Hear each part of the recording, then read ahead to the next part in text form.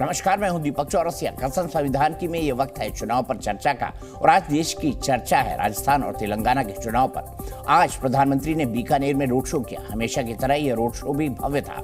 जमकर फूलों की बरसात हुई। बीजेपी अध्यक्ष जेपी नड्डा भी राजस्थान में थे।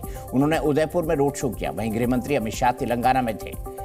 उदयपुर में रोड शो, माफ कीजिएगा कुछ गलत है, गृहमंत्री अमित शाह ने तेलंगाना के जनगांव में रोड शो किया। राहुल गांधी आज कहीं नहीं थे, लेकिन उनके एक वीडियो ने उनके हिस्से का प्रचार पूरा कर दिया।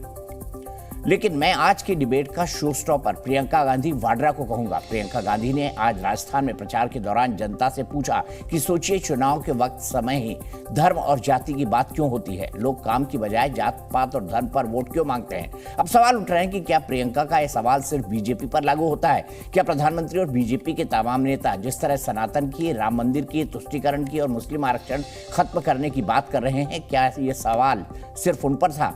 प्रियंका ने जात पात और धर्म दोनों की बात कही, तो क्या उन्होंने कांग्रेस और अपने इंडिया अलायंस की चुनावी लाइन पर भी सवाल उठाया है? क्योंकि बीजेपी तो कहती है कि चुनाव में जात पात का फ्लेवर सबसे पहले कांग्रेस ही लेकर आई, उसी ने जाति जनगणना की रट पकड़ी। इस बहस में जानेंगे कि जब हर पार्टी कहती है कि उसे अपने काम पर वोट मिलेंगे, तो फिर चुनाव में जात पात और धर्म का इतना तड़का क्यों? या फिर ये माने कि काम की बातें तो सिर्फ कहने की बातें हैं, चुनाव में काम, धर्म और जात पात किए बिना बन ही नहीं सकता। एक बार बयान सुन लीजिए, फिर बहस पर आएंगे।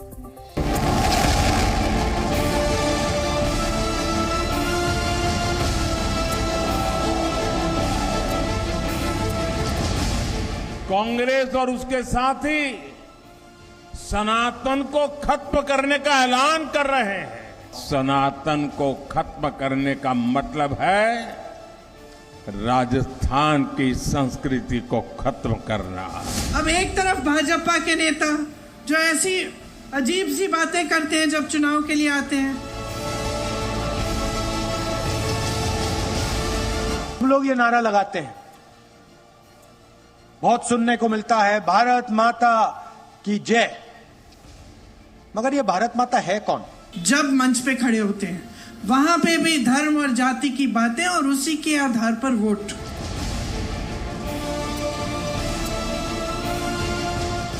कांग्रेस और इसके घमंडिया साथियों की मानसिकता एक जैसी है, महिला विरोधी। कह रहे हैं कि हम लोग रन आउट करते हैं, हिट विकेट इनकी पार्टी है, इनकी पार्टी पूरी तरह से बिखरी हुई है।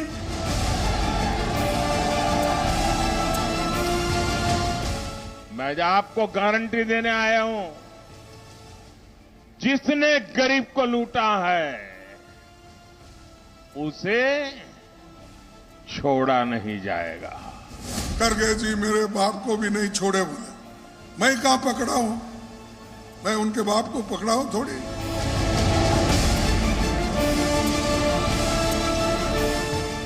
कांग्रेस का अध्यक्ष है वो आरएसएस का है और आज कांग्रेस का रिमोट कंट्रोल मोहन भगवत के पास है, तो इसलिए हम तमाम को इनसे बाखबर रहने की जरूरत है।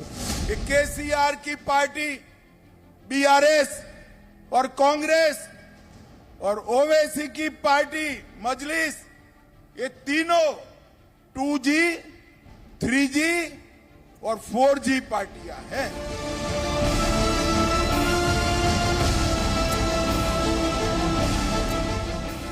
अपराध में नंबर 1 पर, अराजकता में नंबर 1 पर, भ्रष्टाचार में नंबर 1 पर, गुंडागिर्दी में नंबर 1 पर। राजस्थान तुष्टीकरण की राजनीति में भाई को भाई से लड़ाने में उसमें भी नंबर 1 पर खड़ा है। इन सब लोगों को मजहब, धर्म, मंदिर, मस्जिद, हिंदू, मुसलमान, इसके अलावा चौथी बात कोई आती नहीं।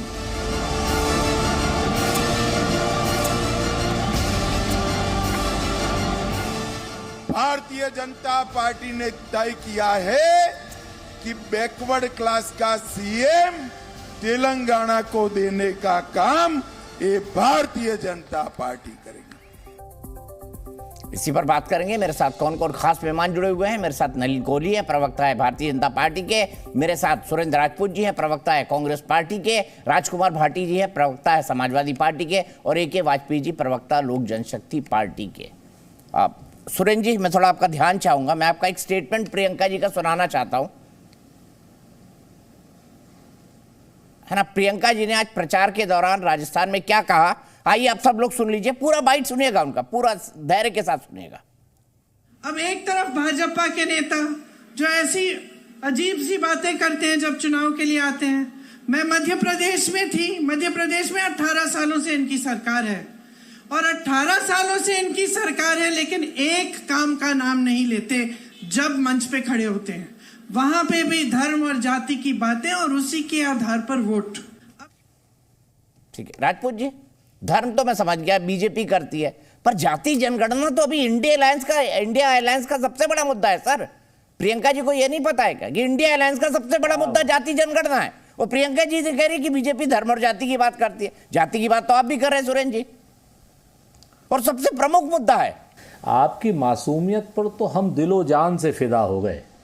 आपने क्या कमाल से, कहते ना कितने मासूम लग रहे हो, तुम्हें जो जालिम कहे वो झूठा है। देखिए प्रियंका गांधी जी ने क्या कहा और आपने क्या बना दिया।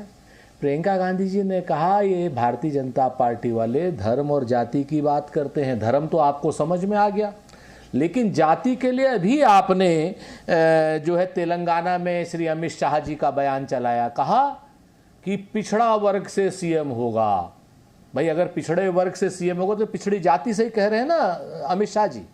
तो अगर आपको पिछड़ी वर्ग से सीएम करना है तो उत्तर प्रदेश में कर दीजिए भाई, उत्तर प्रदेश में बना दीजिए किसी पिछड़े वर्ग को, केशव प्रसाद मौर्य को बना दीजिए, अपने यहाँ से क्या नाम, अरे ओम प्रकाश राजभर को बना दीजिए, संजय निषाद को बना दीजिए, कौन रोक रहा है इनको। आप ये धर्म और जाति की प्रियंका जी ने इस वजह से बात की और बड़े साफ साफ बात की। उन्होंने कहा धर्म तो आपको आ ही गया, धर्म तो सबको समझ में आ जाता है। और दूसरी बात उन्होंने कही कि ऐसे ऐसे लोग हैं जो चुनाव के समय उन्हें अपनी पिछड़ी जाति याद आती, जैसे आदरणीय नरेंद्र मोदी जी नकली पिछड़े हैं। मोदी जी ने मोदी जी से कहा कि मोदी जी को पिछड़ा घोषित करो, और मुख्यमंत्री मोदी जी ने मोदी जी को पिछड़ा घोषित कर दिया। अपनी कलम से पिछड़े हुए मोदी जी हमेशा कहते हैं मैं पिछड़ी जाति से हूं। आपकी मासूमियत की मैं भी दाद देता हूं, बड़े मासूम हैं आप। एक बढ़िया सा शेर सुना देते हैं। लेकिन प्रियंका जी ने जाति की बात क्यों की भाई? जाति जनगणना तो इंडिया अलायंस का सबसे प्रमुख मुद्दा है कि नहीं है? और क्या प्रियंका जी को यह पता नहीं है? इसका जवाब दीजिएगा। नहीं, हम बता तो रहे हैं आपसे, जाति जनगणना की बात कही क्या प्रियंका जी ने? उन्होंने तो कहा कि अरे जाति जनगणना में जाति नहीं होगी तो बिना जाति के जनगणना हो जाएगी क्या? अरे भगवान मेरे, सुन तो लीजिए सर, मैं अपने हिसाब से बोलूंगा, मैं आपके हिसाब से थोड़ी बोलूंगा दीपक सर। दर्शक सब समझते हैं। मेरा सवाल बड़ा सीधा है, क्या प्रियंका जी को ये नहीं पता कि जाति जनगणना कांग्रेस का सबसे बड़ा मुद्दा है इस वक्त? राहुल जी हर रैली में कह रहे हैं।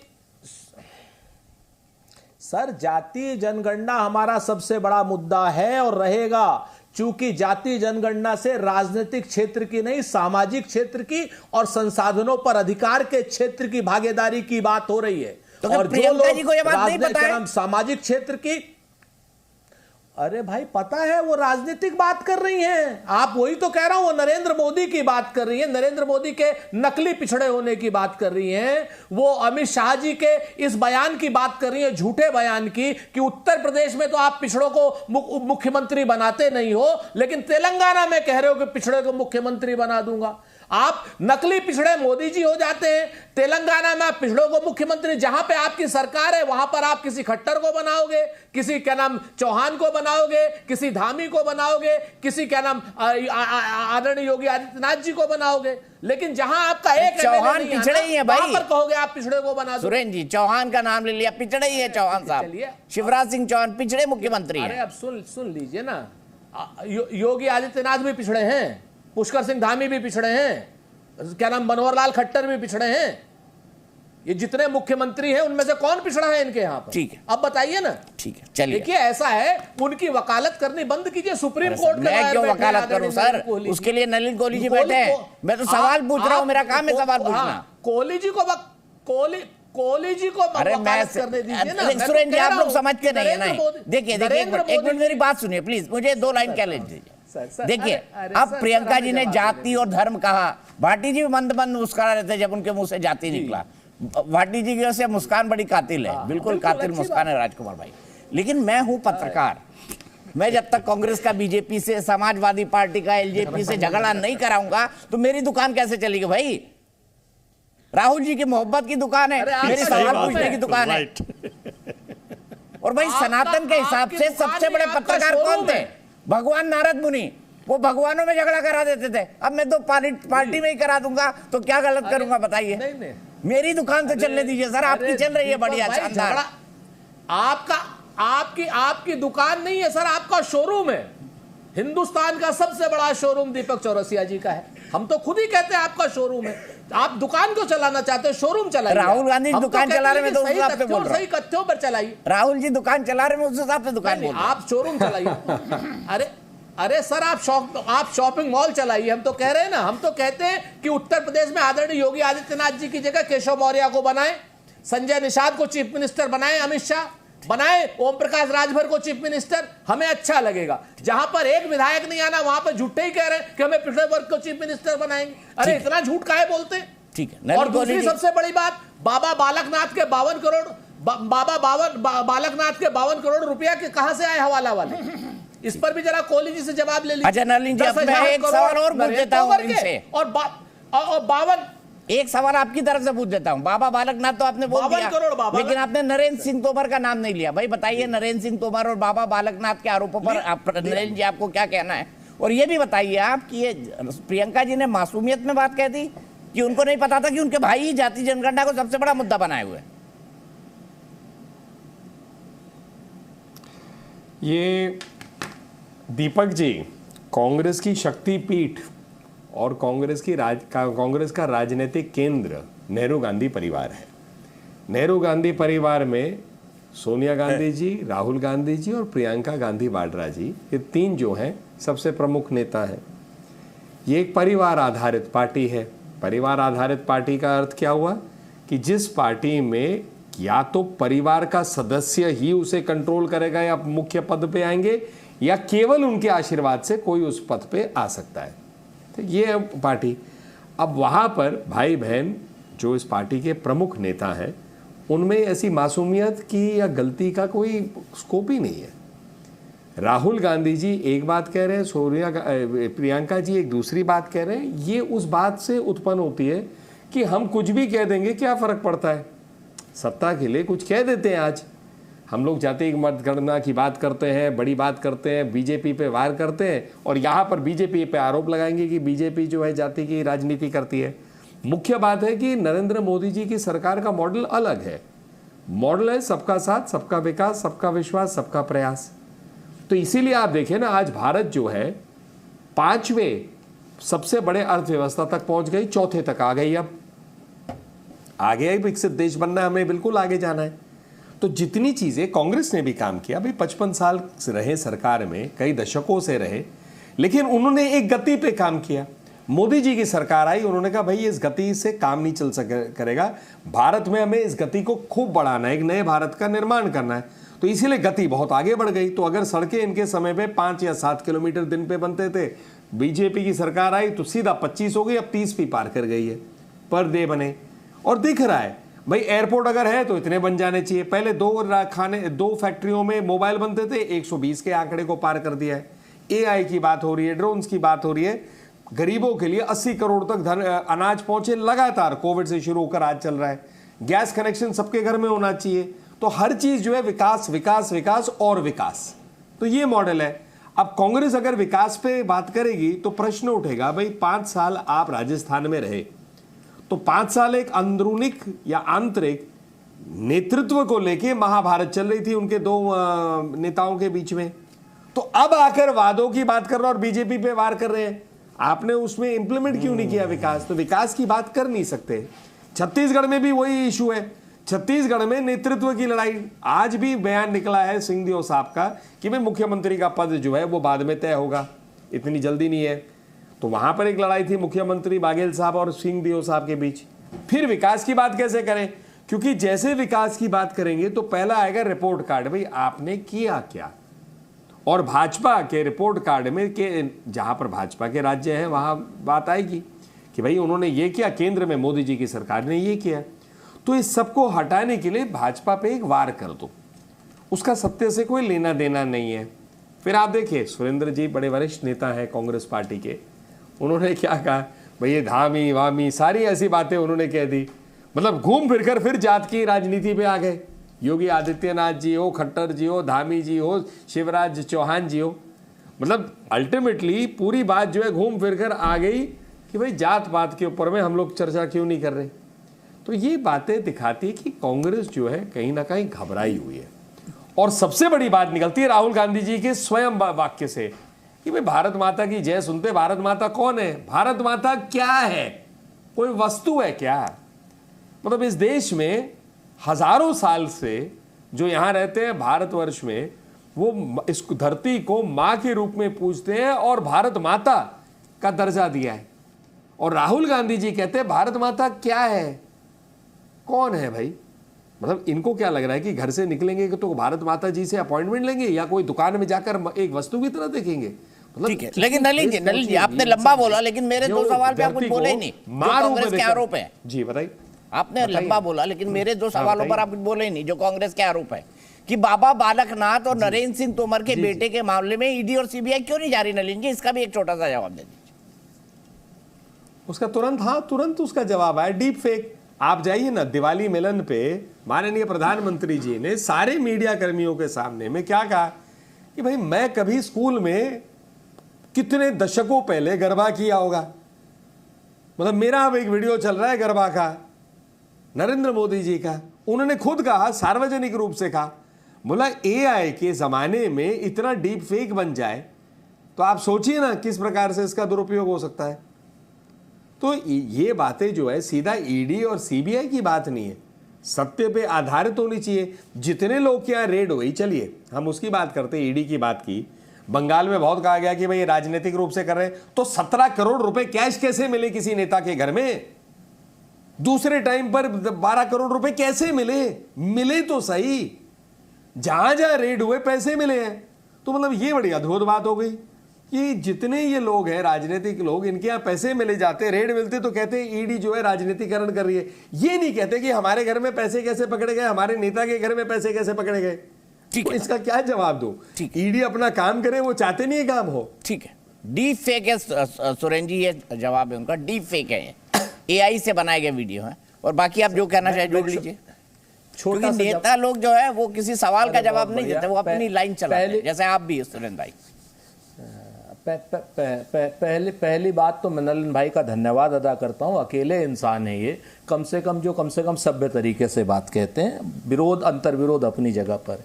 मैं तो नलिन भाई एक बात कहता हूं ना, डीप फेक है तो भी जांच करा दीजिए। हमारे खिलाफ आपका भी धन्यवाद, भूपेश बघेल टोकरा, आपका भी धन्यवाद। आपने भी ऐसे बड़े सज्जन रूप से डिबेट किया, बीच में टोका नहीं। जी जी जी जी जी जी जी। तो मैं आपको 3-4 चीजें कहता हूं सर। आप हमारे ऊपर तो आरोप लगते हैं, चाहे डीप फेक हो चाहे सी फेक हो, कुछ भी हो, तुरंत ईडी पहुंच जाती है, तुरंत सीबीआई पहुंच जाते हैं, तुरंत हो जाता है। 4000 से ज्यादा ईडी के जो रेड्स हैं 95% विरोधी नेताओं पर हुए। मैं पूछना चाह रहा हूं आपसे कि क्या मिला वीरभद्र सिंह के घर में? उनकी लड़की की शादी थी, मंगल का दिन था, बेटी को विदा करने के लिए मंदिर तक गए हुए थे, वहां पे सीबीआई ईडी पहुंच गई। आप जरा बता दीजिए क्या मिला उनके यहां से? क्या मिला वैभव गहलोत के पास से? क्या मिला एमके स्टालिन के पास से? क्या मिला आज की डेट में? क्या आप प्रूफ कर पाए? मैं आपको सैकड़ों नेताओं के बात बता देता हूं। दूसरी तरफ एक महादेव ऐप की बात करते हैं, कह रहे साहब 5 करोड़ रुपए क्या नाम छत्तीसगढ़ आ गए दुबई से। तो हवाला से आने में, दुबई से आने वाले जो पैसे इंटरनेशनल बॉर्डर पे नहीं रुके, नंबर 1। नंबर 2, वो छत्तीसगढ़ तक भी पहुंच गए। उसके बाद इंटरनेशनल बॉर्डर से पैसा आता है क्या? सुरेंद्र राजपूत जी कैसी बात करते हैं आप? मतलब ऐसा तो मत कहिए, आप बड़े प्रवक्ता हैं। 1 मिनट, इंटरनेशनल बॉर्डर से पैसा आता है क्या? दीपक भाई, अच्छा एयरपोर्ट से तो आता है? नहीं आता सर, एयरपोर्ट से नहीं आता है, नहीं आता है। आपको क्या लगता है कोई बैग में दुबई से पैसा लेकर आता है फिर हवाला होता है? ऐसे नहीं होता सर हवाला। अरे तो सर ये पुराने जमाने की सोच बता दो ना, मेरा ज्ञान माफी से रहा हूं। देखिए नहीं बताओ ना पैसा का सर सिस्टम का आप नहीं, दीपक भाई को जवाब देने दो। नलिन भाई आप ठीक कैसे आता है पैसा? आप बताओ ना, तो उसके बाद मुझे मेरा सवाल, मेरा पूरा जवाब ले लेना। सिस्टम का ब्लैक मनी है सर, भारत में भी है, दुबई में भी है। हाँ बिल्कुल। आप बस अब यहीं पर रुक जाइए, यही तो मैं कहलवाना चाहता था दीपक भैया। चलिए थैंक यू सर, आपने मेरी परीक्षा ली, पास हो गया कि नहीं हुआ? हुए थे हाँ पास हुआ मैं परीक्षा में। अरे 100% पास हो गए। Thank you sir. अरे सर अब जवाब तो सुन लो। आज फिर परीक्षा दे दी मैंने। 500 और 1000 के नोट जब 500 और 1000 के नोट की नोटबंदी हुई थी, सारा काला धन तो खत्म हो गया था। ये सारा काला धन कहां से आ गया फिर? ये तो मोदी जी की, इसका मतलब बड़ी बड़ी कमजोर सरकार है, निकम्मी सरकार है, इस्तीफा दे देना चाहिए। आप छोड़ो इस बात को, आप यहां पर जांच से भागो मत। बालकनाथ के 52 करोड़ रुपए और कोई डीप फेक वीडियो नहीं है नलिन जी। और जो नरेंद्र सिंह तोमर के लिए जगमनदीप का है, उसने अपने टेलीफोन नंबर दे रखे हैं आपको, टेलीफोन नंबर के साथ। कह रहा है गांजे की खेती के लिए नरेंद्र सिंह तोमर भी जमीन खरीद रहे हैं वहां, और बाबा बालकनाथ भी जमीन खरीद रहे हैं। आप समझ लो, अगर आप इसकी जांच नहीं कर रहे हो और डीप फेक के पीछे छुप रहे हो, तो ये सरकार की और मोदी जी की कायरता है, और ये दोहरा चरित्र है नरेंद्र मोदी जी का। मेरा आरोप है कहीं ये पैसे आतंकवाद के तो नहीं है, आतंकवादियों से तो संबंध नहीं है, क्योंकि कनाडा से सीधा रिश्ता है, खालिस्तानियों का तो संबंध नहीं है इस पैसे का। आज की डेट में आतंकवादियों से संबंध तो नहीं है भाजपा के। क्या इसकी जांच नहीं होनी चाहिए? क्या इसकी जांच ईडी नहीं करे? चाहे इसकी जांच एनआईए नहीं करे? क्या इसकी जांच बाकी एजेंसीज नहीं करे?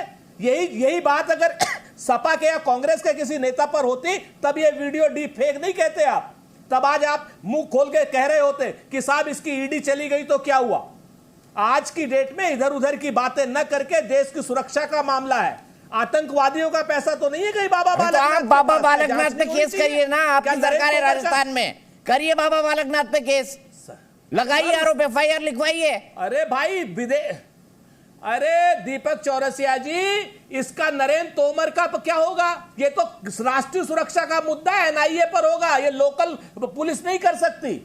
ये विदेशी पैसा, काला धन, ये सारा का सारा खेल केंद्र सरकार का है, और केंद्र सरकार नरेंद्र मोदी जी की है। ठीक है नलिन जी, अब छोटा सा जवाब भी नहीं करेगी, नरेंद्र तोमर पे भी नहीं करेगी। नलिन जी, अब देखिए ना, आप तो नरेंद्र सिंह तोमर का नाम ही भूल गए थे।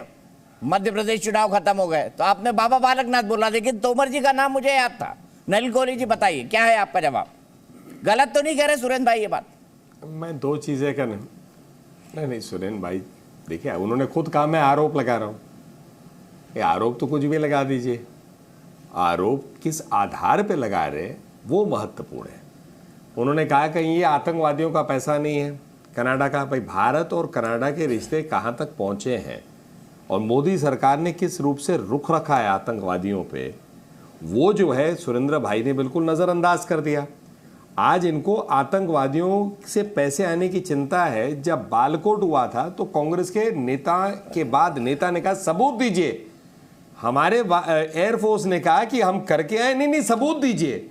ऐसे ही सर्जिकल स्ट्राइक जब हुई थी आतंकवाद के खिलाफ तो कहा भाई सबूत दीजिए।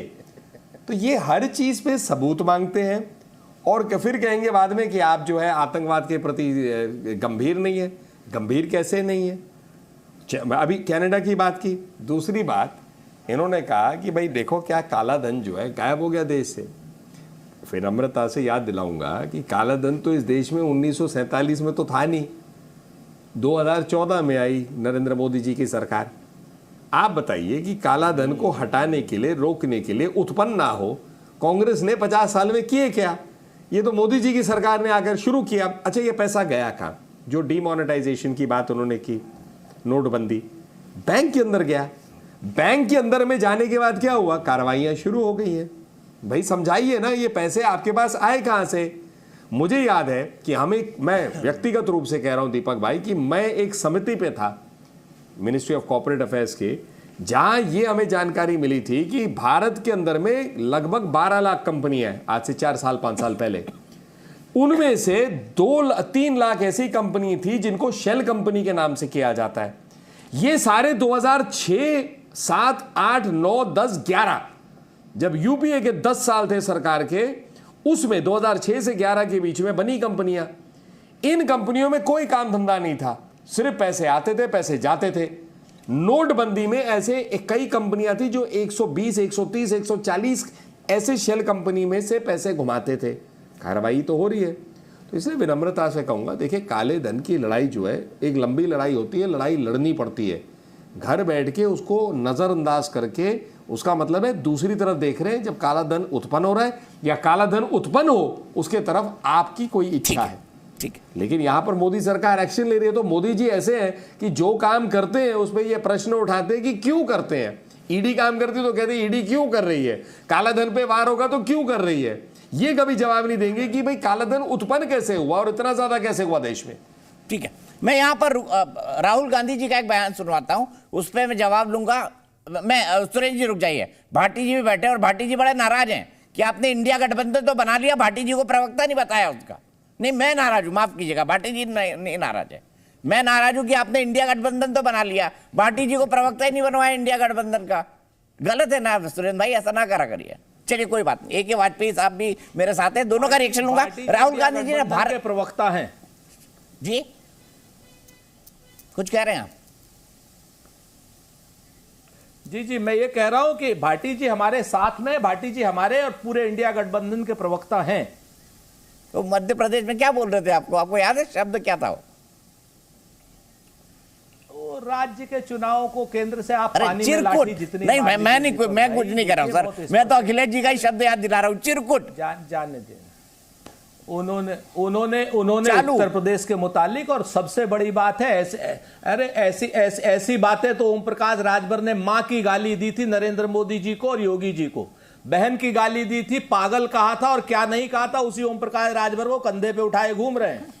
उसी ओम प्रकाश राजभर को पूरी भाजपा कंधे पे उठाए घूम रही है। और कांग्रेस दोनों एक दूसरे को बड़ी उपदेश देती हैं, सभी पार्टी एक दूसरे को देती हैं, लेकिन करती वही है जिससे गद्दी मिले, है ना? गलत तो नहीं कहा मैंने? अभी ओम प्रकाश राजभर पे बिल्कुल मुंह में दही जम जाती है सबके। अच्छा, अब मैं आपके साथ एक अलग शो करा करूंगा जिस पर हम यूपी में बात करेंगे, क्योंकि यूपी आपसे जाता ही नहीं सर। ठीक है, मैं सीधे सुनाता हूं भारत माता के संदर्भ में राहुल गांधी जी ने क्या कहा, सुनिए। सब लोग ये नारा लगाते हैं, बहुत सुनने को मिलता है, भारत माता की जय। मगर ये भारत माता है कौन? ये है क्या? सवाल है। जिसकी हम जय करते हैं, सब लोग करते हैं, मैं करता हूं, आप लोग करते हो, सब लोग करते हैं। तो ये भारत माता ये है कौन? देखिए, ये भारत माता ये धरती है, हां ना? हैगी? ये भारत माता इस देश के लोग हैं। चलिए भाटी साहब, भारत माता इस देश के लोग हैं, बताइए क्या कहेंगे इस पर? ये जो अभी राहुल गांधी जी का आप सुनवा रहे थे, ये हूबहू बिल्कुल डिक्टो डिस्कवरी ऑफ इंडिया का कोट है। डिस्कवरी ऑफ इंडिया में पंडित नेहरू ने पहले अध्याय में ये लिखा है, और जो चैनल पर श्याम बेनेगल ने बहुत शानदार एक सीरीज बनाई थी, भारत एक खोज आया था, उसके पहले एपिसोड में ये सीन है कि जब पंडित नेहरू आते हैं, भीड़ बैठी होती है, तो नारा लगाते हैं जवाहरलाल नेहरू की जय, भारत माता की जय। तो पंडित नेहरू माइक पे आके कहते हैं कि अभी जो आप भारत माता की जय बोल रहे थे, और सेम यही शब्द बोलते हैं जो राहुल गांधी ने बोले हैं, वो भारत एक खोज से पढ़ के बोले हैं उन्होंने। ये भारत माता है क्या? ये खेत, ये रेल, ये हवाई जहाज, ये सड़कें, ये नदी, ये पहाड़, ये भारत माता नहीं है। भारत के लोग भारत माता, आप भारत माता हो जो सामने बैठे हैं। तो ये बात बीजेपी को अच्छी तरह समझ लेनी चाहिए कि ये भारत के 140 करोड़ लोग भारत माता हैं। अगर एक भी नागरिक के हकों का हनन होता है, एक भी नागरिक का शोषण होता है, एक भी नागरिक के साथ अन्याय होता है, तो भारत माता की शान में गुस्ताखी है। पहले तो ये बीजेपी को समझ लेना चाहिए। भारत माता का फर्जी नारा नहीं चलेगा, असली भारत माता को समझो। अब मैं आता हूँ मूल मुद्दे पर जो आपने शुरुआत में उठाया दीपक जी, और मैं निवेदन करूँगा कि बाद में मुझे भी धन्यवाद व्यक्त करने का मौका दें, जैसे नलिन जी और सुरेंद्र जी एक दूसरे का कर रहे थे कि आपने मुझे टोका नहीं, मुझे भी मौका देना कि मैं भी आपका धन्यवाद करूं। आपने जाति का सवाल उठाया शुरू में कि जाति, देखिए अगर इस प्रश्न का सही ईमानदारी से हमें उत्तर खोजना है तो हमें जाति और वर्ण के भेद को समझना पड़ेगा। एक तो जाति और वर्ग, जो वर्ग की बात, जो ओबीसी जो बात की जाती है तो वर्ग की बात की जाती है, वो एक कैटेगरी है, वो जाति नहीं है, वो समूह है एक जातियों का, जो कि सामाजिक शैक्षिक रूप से पिछड़े हुए लोग हैं। दूसरे, अगर हम जातिवाद खत्म करना चाहते हैं, मैं भी चाहता हूं देश से जातिवाद खत्म हो। जातिवाद एक बुराई है, एक बीमारी है। आप अखिलेश जी की पार्टी में, लेकिन जातिवाद, अरे आप अखिलेश जी की पार्टी में, पार्टी तो नहीं बदलनी, पार्टी खत्म होगा। जातिवाद के विरोधी आप अखिलेश जी की पार्टी में। आपको इस बारे में आपका ज्ञान कम है दीपक जी, माफी के साथ। मैं तो अज्ञानी आदमी हूं, आपसे ले रहा हूं ज्ञान। अखिलेश जी, नहीं, ज्ञान सबको संपूर्ण किसी विषय का नहीं होता, और विषय में आप मुझसे महाविद्वान होंगे, लेकिन इस विषय में आपको कम ज्ञान है, क्योंकि आपने कभी ध्यान ही दिया इस देश की सामाजिक विषमता की ओर, आपने ध्यान ही नहीं दिया। आप पढ़ लिख के कॉलेज से निकले होंगे, अच्छी नौकरी मिल गई होगी, अब आप वहां बैठे हैं नोएडा फिल्म सिटी में, जो एक मतलब ये समझ लीजिएगा आधुनिक आज के युग का एक शासन का महल है, जहां से सत्ता शासित होती है। अब उस जगह बैठे हैं आप, बहुत फायदे की सीट पर बैठे हैं। सत्ता का महल होता है 5 KD, जहां अखिलेश जी रह चुके हैं। मैं नहीं हूं सर, मैं नहीं हूं भाई, मेरा सत्ता का महल भी, मजदूर आदमी हूं, 2 शो करता हूं, नौकरी के कुछ पैसे पाता हूं, उससे 20 बच्चों का पेट पालता हूं। सर मेरा कोई सत्ता का महल नहीं है, प्लीज। वहां भी होता है, वहां भी होता है। और आज जातिवाद की डेफिनेशन सुनकर मैं धन्य हो गया भाटी साहब आपसे। पर आपने मुझे धन्यवाद का मौका नहीं दिया। अरे दीजिए पूरा मौका लीजिए। देखिए, मैं बहुत जिम्मेदारी के साथ फिर कहना चाहता हूं, और जो मैं बोल रहा हूं यही अखिलेश यादव जी के विचार हैं, ये माननीय नेताजी के विचार थे, यही लोहिया जी के विचार थे, यही बाबा साहब के विचार थे। जाति इस देश की बीमारी है, जाति इस देश की समस्या है, जाति इस देश की कमजोरी है। करा रहे भाई, जाति ने हमें विभाजित किया है समाज को। बीमारी में डूबना है आपको और इंडिया अलायंस को, बीमारी में ही डूबना है। बीमारी मार देती है सर। और ये बायस्ड मीडिया भी इस देश की समस्या है, जो हमारी बात सुनता ही नहीं है। ये बायस्ड मीडिया भी इस देश की बड़ी बीमारी है। आप मुझे कहने ही नहीं दे रहे, जब मैं असली बात कहना चाह रहा हूं। जातिवाद खत्म हो, इसके लिए मेरी पार्टी सबसे पहले तैयार है।